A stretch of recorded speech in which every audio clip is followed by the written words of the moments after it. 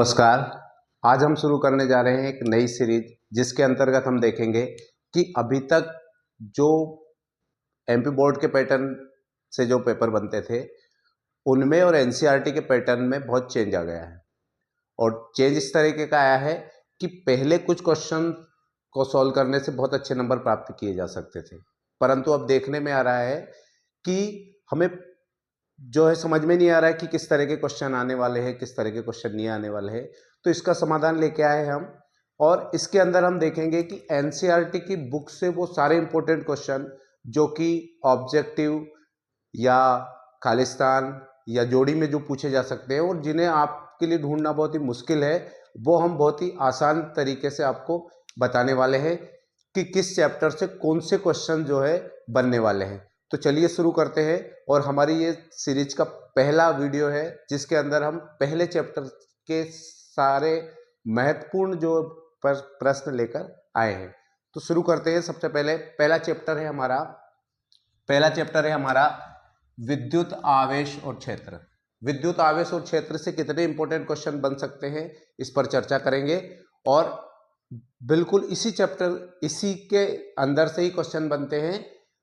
तो देखते हैं यहाँ पे पहला हमारा आवेश क्या है। तो ये आवेश की डेफिनेशन वगैरह आपको लिखाई होगी, फिर भी मैं एक बार बता देता हूँ। कुछ मौलिक कणों का एक गुण है जिसके कारण आवेशित कण आपस में बल लगाते हैं। फिर आवेश के प्रकार कितने होते हैं। तो आवेश दो प्रकार के होते हैं, एक धनावेश होता है और एक ऋणावेश होता है। फिर इसका मान कितना होता है। तो मूल आवेश जो है E बराबर 1.6 इंटू 10⁻⁻19 कूलम होता है। अब यदि ये इलेक्ट्रॉन पर होगा तो ये माइनस हो जाएगा और प्रोटॉन पे होगा तो ये प्लस हो जाएगा। यानी आपसे क्वेश्चन पूछा जाए कि इलेक्ट्रॉन पर कितना आवेश होगा तो उसका मान होगा -1.6 इंटू 10⁻⁻19, और यदि प्रोटॉन पे होगा तो 1.6 इंटू 10⁻⁻19 कूलम होगा। फिर अगला है गुण। आवेश के गुण क्या हो सकते हैं। तो आवेश की योज्यता, आवेश जो है बीजगणितीय नियम से जोड़ते हैं। दूसरा है आवेश का संरक्षण। किसी वियुक्त निकाय का कुल आवेश संरक्षित होता है यदि एक निकाय के अंदर कुल जो आवेश होगा वो संरक्षित होगा। फिर अगला है आवेश का क्वांटमीकरण। इसके अंदर सभी मुक्त आवेश परिणाम में आवेश की मूल इकाई E के पूर्ण गुणज होते हैं, और इसका फार्मूला है Q बराबर ±NE। इससे काफी क्वेश्चन बनते हैं, तो ये भी आपको ध्यान रखना है। फिर अगला है एक कूलम आवेश क्या होता है। तो एक कूलम आवेश की डेफिनेशन लिखी है हमने I बराबर Q/T के आधार पर। हम जानते हैं I बराबर मतलब विद्युत धारा, I बराबर Q/T यानी आवेश बटे समय के हिसाब से यदि हम लिखें I बराबर 1 एम्पियर और T बराबर 1 सेकंड, तो जो डेफिनेशन बनेगी वो डेफिनेशन बनेगी एक कूलम वह आवेश है जो किसी तार में 1 एम्पियर की धारा 1 सेकंड तक प्रवाहित कर सके। इसे ही हम कहते हैं एक कूलम। कभी कभी ऐसे छोटे छोटे क्वेश्चन भी पूछे जाते हैं, और परीक्षा के दृष्टिकोण से बहुत ही महत्वपूर्ण जो है ये वीडियो आपके लिए होने वाला है। तो इसमें देखें, यहाँ पे पूछा जाता है जो एक कूलम जो होता है वो बहुत बड़े परिमाण में होता है, इसलिए इसको माइक्रो कूलम यानी 1 माइक्रो कूलम बराबर 10⁻⁻6 कूलम, और एक मिली कूलम बोलते हैं जिसको 10⁻³ कूलम के बराबर भी लिया जा सकता है। कभी कभी इसके अंदर से क्वेश्चन बन सकता है कि एक कूलम आवेश में इलेक्ट्रॉनों की संख्या कितनी हो सकती है। तो हम इससे सॉल्व कर सकते हैं। जैसे एक कूलम आवेश है तो इसका मान रख दिया हमने 1, Q का मान 1 रख दिया। अब हमें पता नहीं है कि N कितने हैं यानी कितने इलेक्ट्रॉन हो सकते हैं, और E का मान हमें पता है, E बराबर होता है 1.6 इंटू 10⁻⁻19 कूलम। तो यहां से हम N की वैल्यू निकाल सकते हैं। तो N बराबर हो जाएगा हमारा 1/1.6 इंटू 10⁻⁻19 कूलम। तो 10⁻⁻19 है, इसको ऊपर ले जाओ तो ये हो जाएगा 10⁻+19, और यहाँ बचा 1/1.6, इसकी 0 हटा लो। अब इससे इसमें भाग देंगे तो वैल्यू जो आएगी वो लगभग आएगी 6 इंटू 10⁻18, मतलब भाग दे के यदि आप देखोगे, भाग दे के देख लोगे तो 0.625 कुछ ऐसी वैल्यू आएगी। तो लगभग ये जो वैल्यू होगी वो 6.25 इंटू 10 की पावर 18 आएगी। तो इस तरीके से हम कह सकते हैं कि एक कूलम आवेश के अंदर जो इलेक्ट्रॉनों की संख्या होती है वो होती है 6.25 इंटू 10 की पावर 18। तो इसी तरीके के ही क्वेश्चन आपसे पूछे जाएंगे। अभी हम देखते हैं कूलम का नियम। तो कूलम के नियम से पहले कूलम के बारे में बात कर लेते हैं। कूलम का पूरा नाम था चार्ल्स ऑगस्टिन डे कूलम, जो कि 1736 से 1806 तक ये एक फौजी इंजीनियर थे और इन्होंने एटम तुला का आविष्कार किया और साथ ही साथ व्युत्क्रम वर्ग के नियम का निगमन किया। तो जैसा कि व्युत्क्रम वर्ग का नियम हमने पढ़ा भी है, केवल हम उससे पूछे जाने वाले क्वेश्चंस के बारे में बात करेंगे। तो जो नियम है उसके हिसाब से F बराबर के Q1 Q2 बटे आर स्क्वायर। तो यहां से जो K है, K जो कांस्टेंट है, K की जो वैल्यू होती है न्यूमेरिकल वैल्यू वो होती है 9 इंटू 10 की पावर 9। अब यदि आपको K का मात्रक निकालना है तो K का मात्रक भी निकाल सकते हो। अब K बराबर हो जाएगा F, R इस तरफ चला जाएगा तो आर स्क्वायर बटे Q1 Q2। यानी मात्रक भी हम इसी फार्मूले से निकाल सकते हैं। तो यहाँ पे इसकी वैल्यू निकल के आएगी हमारी F यानी न्यूटन और R मीटर स्क्वायर और Q1 Q2 यानी कूलम। तो ये हो जाएगा आपका C स्क्वायर। तो यहां जो मात्रक निकल के आया K का मात्रक हो गया। तो ऐसे क्वेश्चन आपके बनते हैं और ये हमें पता होना चाहिए कि किस तरीके से निकाले जाते हैं। तो K की वैल्यू हो गई, जो आंकिक मान होगा 9 इंटू 10 की पावर 9 न्यूटन मीटर स्क्वायर पर कूलम स्क्वायर। अब देखिए K की एक वैल्यू और होती है और वो होती है 1/4 pi epsilon not Q1 Q2 बटे आर स्क्वायर।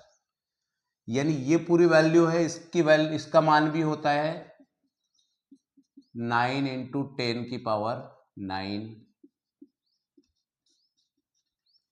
अब यहां से कभी कभी क्वेश्चन पूछा जा सकता है कि एप्सिलॉन नॉट की वैल्यू बताइए, एप्सिलॉन नॉट की वैल्यू क्या होती है।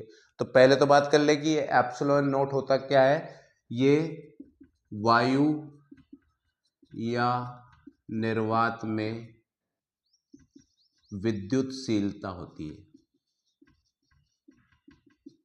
या जिसे परावैद्युतांक भी बोलते हैं। तो एप्सिलॉन नॉट हो गया। इसकी वैल्यू की बात करें तो इसकी जो वैल्यू होती है न्यूमेरिकल वैल्यू एप्सिलॉन नॉट की वैल्यू होती है 8.864 इंटू 10 की पावर -12। एप्सिलॉन नॉट की वैल्यू हुई 8.864 इंटू 10 की पावर -12।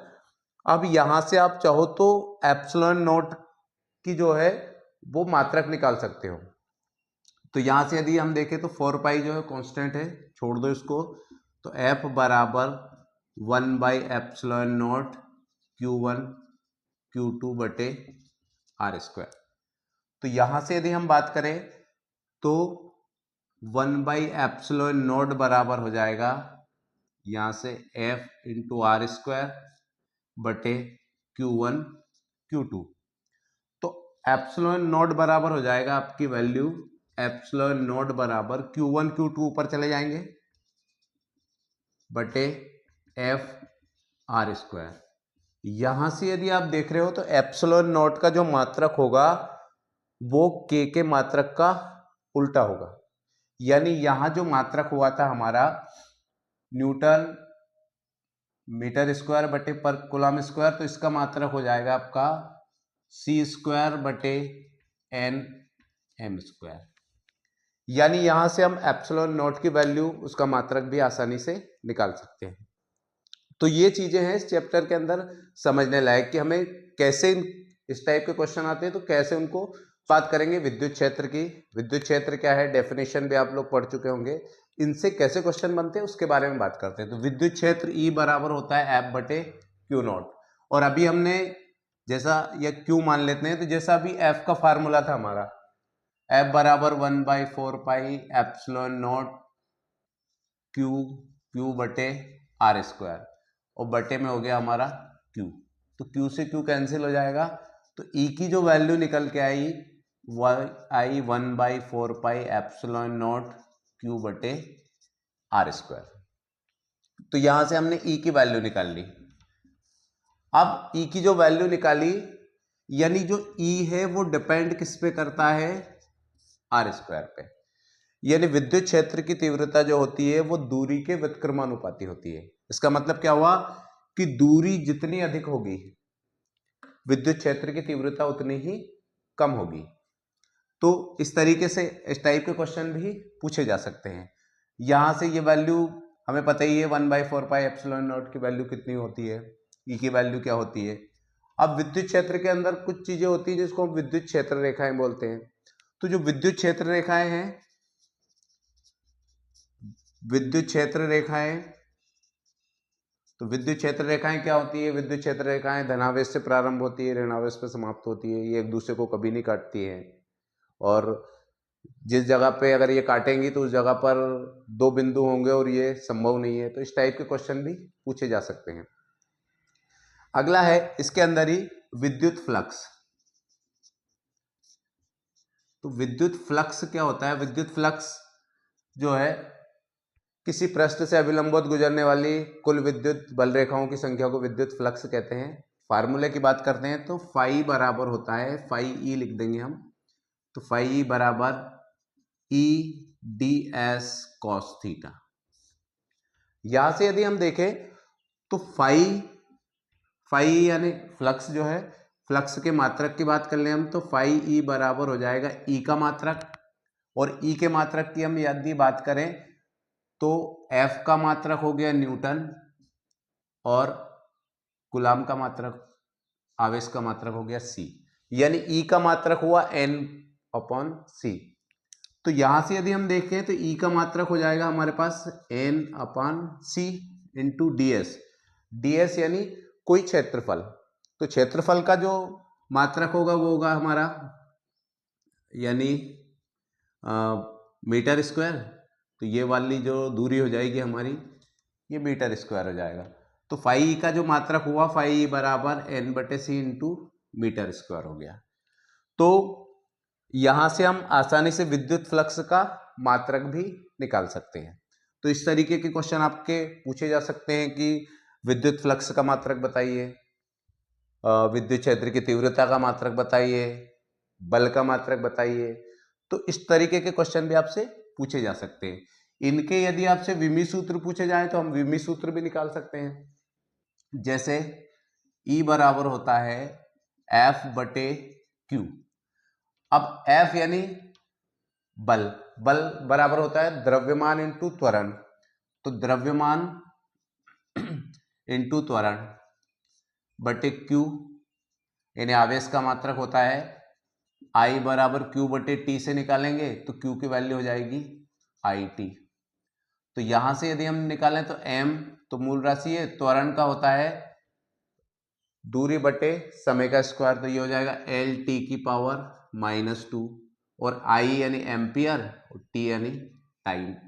इसको पूरे को हम सॉल्व करेंगे तो एम एल टी की पावर -2 और टी को ऊपर लेके जाएंगे तो एक -4 हो जाएगा, तो ये हो जाएगा टी की पावर -3, और ए को ऊपर लेके जाएंगे तो ए की पावर -1। यानी इस तरीके से हम जो है इसका मात्रक भी आसानी से निकाल सकते हैं या विमी सूत्र निकाल सकते हैं। ई का विमी सूत्र हुआ एम एल टी की पावर -3 ए की पावर -1। क्या इसी तरीके से फ्लक्स का मात्रक भी निकाल सकते हैं? तो बिल्कुल निकाल सकते हैं। फाई ई बराबर है हमारे पास ई डी एस। अब ई का विमी सूत्र आपने निकाला ही है, ई का विमी सूत्र क्या हो गया, एम एल टी की पावर -3 ए की power -1 into D S, D S यानी जो हमारा लंबाई का वर्ग हो गया। तो ये हो जाएगा आपका m एल की पावर 1 और 2, तो ये हो जाएगा एल की पावर 3 टी की पावर -3 और a की पावर -1। तो इस तरीके से हम जो है वो विद्युत फ्लक्स का विमी सूत्र और विद्युत फ्लक्स का मात्रक भी निकाल सकते हैं। विद्युत द्विध्रुव की, तो विद्युत द्विध्रुव आप जानते हो कि दो जो विपरीत आवेश होते हैं इनसे मिलकर जो निकाय बनता है उसे विद्युत द्विध्रुव कहते हैं। अब विद्युत द्विध्रुव की विशेषता देखिए, विद्युत द्विध्रुव का कुल आवेश शून्य होता है। कुल आवेश मतलब प्लस और माइनस दोनों समान होते हैं, इसलिए एक दूसरे को निरस्त कर देते हैं। तो कुल आवेश शून्य होता है, परंतु विद्युत क्षेत्र शून्य नहीं होता, यह ध्यान रखना है हमें। यानी एक जो द्विध्रुव होता है उसका कुल विद्युत क्षेत्र शून्य नहीं होता है। अगला है इसकी लंबाई जो होती है, हम मानते हैं इसकी लंबाई 2L है, तो लंबाई 2L हो गई। इस हिसाब से जो मात्रक है वो L यानी लंबाई का मात्रक मीटर है, तो हम कह सकते हैं कि उसका मात्रक जो है वो मीटर है। यदि आपसे द्विध्रुव का मात्रक पूछा जाए तो आप कहोगे मीटर। विमी सूत्र की बात करें तो विमी सूत्र होता है m0L/T0, यानी m भी नहीं होता और t भी नहीं होता, केवल l होता है, इसलिए विमी सूत्र बनेगा m0L/T0। दूसरे बात करें हम द्विध्रुव आघूर्ण की, द्विध्रुव आघूर्ण P बराबर होता है Q × 2L। यहां से इसका मात्रक निकाल लेते हैं। मात्रक की यदि बात करें तो आवेश का मात्रक होता है कूलाम और लंबाई का मात्रक होता है मीटर। तो द्विध्रुव आघूर्ण का जो मात्रक हुआ कूलाम मीटर हुआ। इस प्रकार इसका विमी सूत्र भी निकाल सकते हैं। कूलाम के लिए हम लिखेंगे AT और ये हो जाएगा आपका L, तो बनेगा आपका ATL। यानी द्विध्रुव आघूर्ण का जो विमी सूत्र हुआ वो ATL हुआ, या ऐसे भी आप लिखो तो M0LTA, यानी ये विमी सूत्र हुआ। तो इस तरीके से इस टाइप के ही क्वेश्चन पूछे जाएंगे जो कि हमें सॉल्व करना आना चाहिए। और इसके अलावा एनसीईआरटी की बुक के हिसाब से यदि बात करें तो जो निरक्षीय स्थिति जिसे हम बोलते हैं निरक्षीय स्थिति, तो निरक्षीय स्थिति को एनसीईआरटी के अंदर विषुवतीय स्थिति कहा गया है। तो आप ध्यान रखें जब आप डेरिवेशन करें या उससे रिलेटेड कोई क्वेश्चन आए तो ध्यान रखना है भाषा का भी, खास करके तो आपको जो इंग्लिश के वर्ड है उन पे ध्यान देना है कि उनमें क्या पूछा गया है। तो इसके हिसाब से अक्षीय स्थिति के हिसाब से किसी बिंदु पर जो विद्युत क्षेत्र की तीव्रता E बराबर हो जाएगा 1/4πε0 2p/r³, ये अक्षीय स्थिति हो गई। और निरक्षीय स्थिति के अंदर 1/4πε0 p/r³, ये विषुवतीय स्थिति है। तो इस तरीके से अक्षीय और निरक्षीय स्थिति या विषुवतीय स्थिति में भी हम चुंबकीय क्षेत्र की तीव्रता के लिए जो डेरिवेशन है। इसके साथ साथ अब अगला हम पढ़ेंगे एक समान विद्युत क्षेत्र में द्विध्रुव आघूर्ण, बल आघूर्ण की। तो बल आघूर्ण पर टाउ बराबर होता है P sin थीटा। इसके हिसाब से इससे रिलेटेड भी क्वेश्चन पूछे जाते हैं। तो P यानी द्विध्रुव आघूर्ण, E विद्युत क्षेत्र की तीव्रता, तो टाउ बराबर हो गया। इसको इस टाइप से भी लिखा जा सकता है, यदि सदिश रूप में इस प्रकार लिखा जाता है। तो यदि बल आघूर्ण का आपसे विमी सूत्र पूछा जाए तो P का जो विमी सूत्र हुआ उसके हिसाब से हमारा हुआ या P बराबर हो गया Q × 2L और E बराबर हो गया F/Q। तो यहाँ से Q से Q कैंसिल हो जाएगा, तो ये बचेगा न्यूटन और L का मीटर। यानी यहाँ से हम टाउ का मान निकाल सकते हैं, उसका जो मात्रक होगा वो होगा न्यूटन × मीटर हो गया। अब इसका विमी सूत्र की बात करें तो विमी सूत्र भी निकाल सकते हैं। बल का जो विमी सूत्र अभी हमने निकाला था mL²T⁻²। इसी तरीके से एक हमारे साथ लंबाई और है, तो लंबाई को और ऐड कर देंगे तो ये हो जाएगा mL²L³ और T⁻²। तो इस टाइप के क्वेश्चन आपसे पूछे जा सकते हैं कि बल आघूर्ण का विमी सूत्र बताइए या बल आघूर्ण का मात्रक बताइए, तो हम इन फार्मूलों के जरिए वो आसानी से निकाल सकते हैं।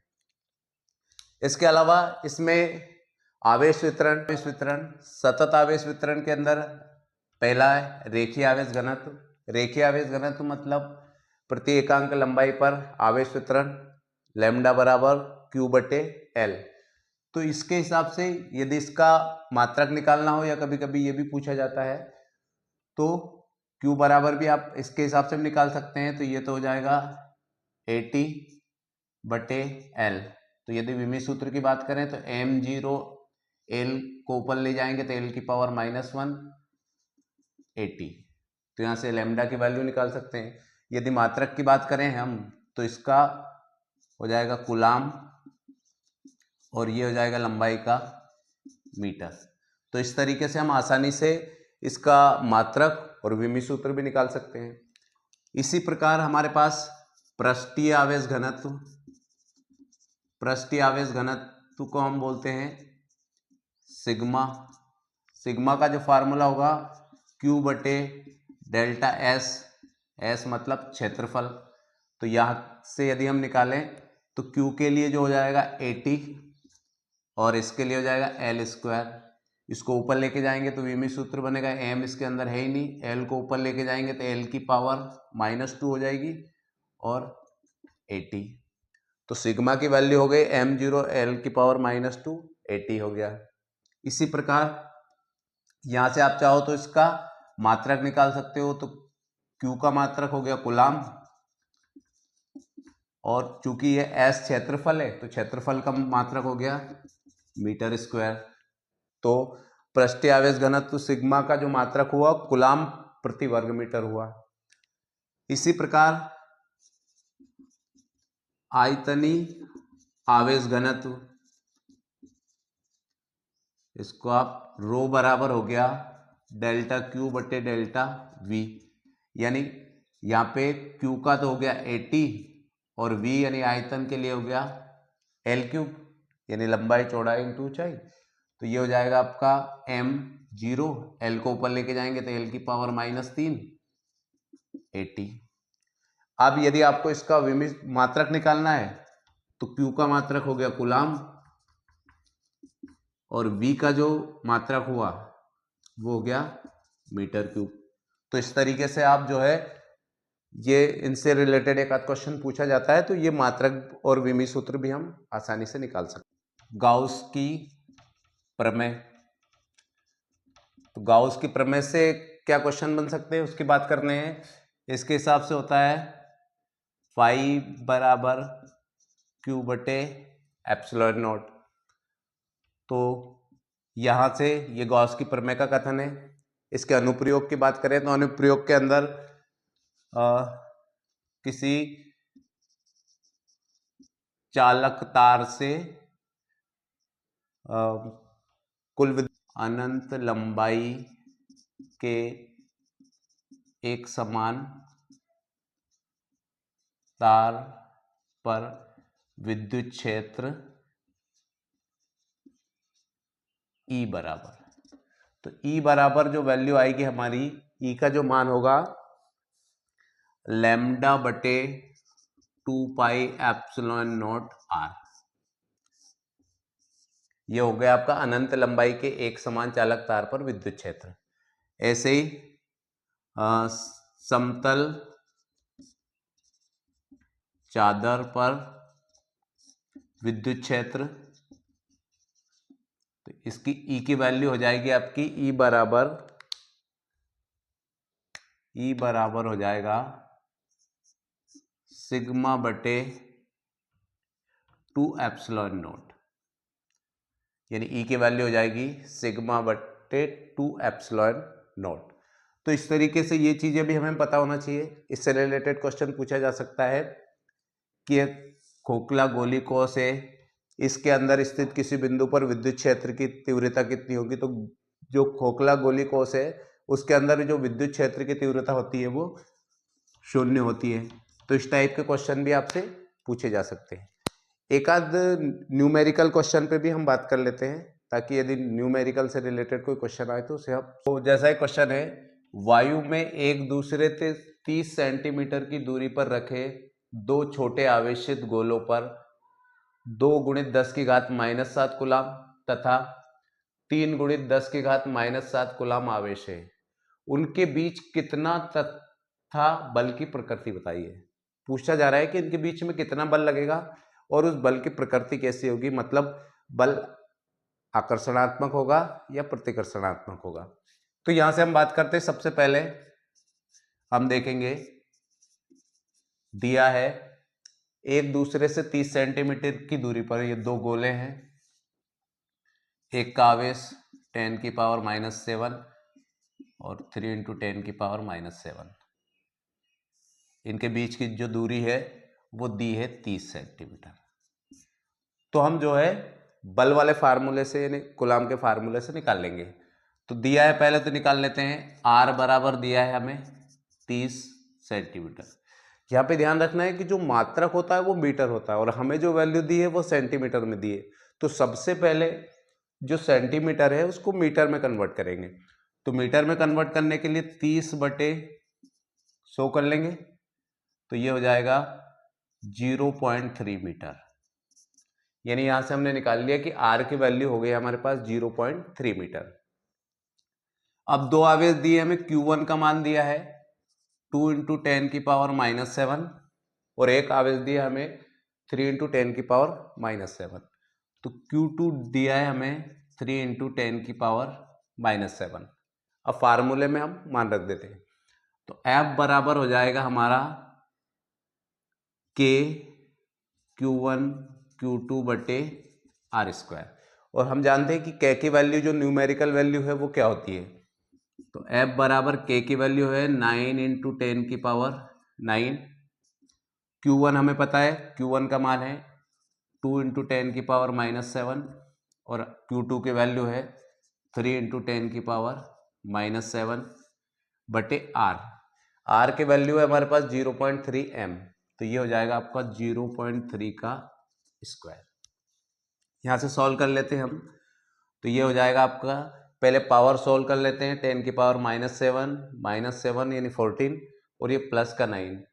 तो 14 में से 9 को माइनस कर देंगे तो बचेगा 5। बाकी को सॉल्व कर लेते हैं तो 6 और इसको सॉल्व कर ले, या यहाँ से भी हम देखें तो 9 × 6 और 10⁻⁻5। इसको सॉल्व करेंगे तो ये हो जाएगा 0.09, दो बार गुणा करेंगे तो। यहाँ से सॉल्व कर लेते हैं तो 2 0 लगा देते हैं, 9 से 9 कैंसिल हो जाएगा। तो यहाँ बचेगा F बराबर 6 × 10⁻⁻5 और +2, तो ये हो जाएगा 10⁻⁻3 n। यानी यहां से F का मान निकल के आया 6 × 10⁻⁻3 न्यूटन।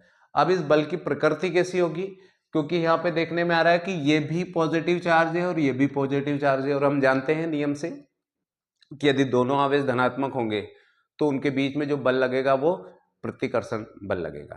तो यहाँ से इस टाइप के जो क्वेश्चन है वो हम इस तरीके से सॉल्व कर लेंगे, और पूरे जितने भी चैप्टर हैं हमारे फिजिक्स के, उन सारे चैप्टर के जितने भी न्यूमेरिकल से या ऑप्शनल जितने भी क्वेश्चन से हैं, उन सारे का जो है पूरे को हम सॉल्व करेंगे एक एक चैप्टर वाइज। ऐसे ही देखते